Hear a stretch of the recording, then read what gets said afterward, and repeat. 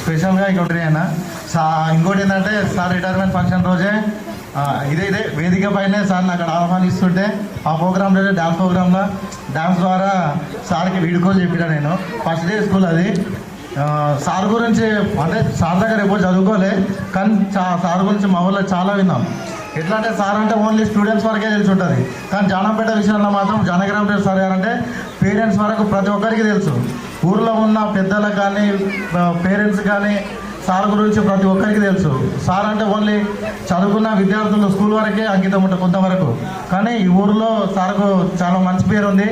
ముఖ్యంగా ఇక్కడ ఉన్న స్కూల్లో విద్యార్థులు చదువుకోవడానికి ఇబ్బంది అవుతుంది కాబట్టి హైవే వల్ల కానీ కొంతమంది మన స్కూల్ పిల్లలకి ఎంతోమందికి యాక్సిడెంట్లు అయినాయి.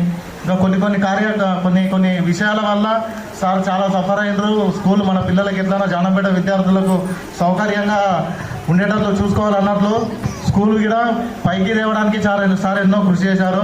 ఆ ల్యాండ్ విషయంలో కానీ ఆ స్కూల్ అక్కడ రావడానికి కానీ ప్రధానంగా సార్ పాత్ర ఎంతో ఉందని తెలుసుకున్నాం. రాఘవజ సార్ మా జానకిరామ్ సార్ వీళ్ళ కృషి ఎంతో ఉందని చెప్పి తెలుస్తుంది. చూసినాక ఇట్లా మన అందరం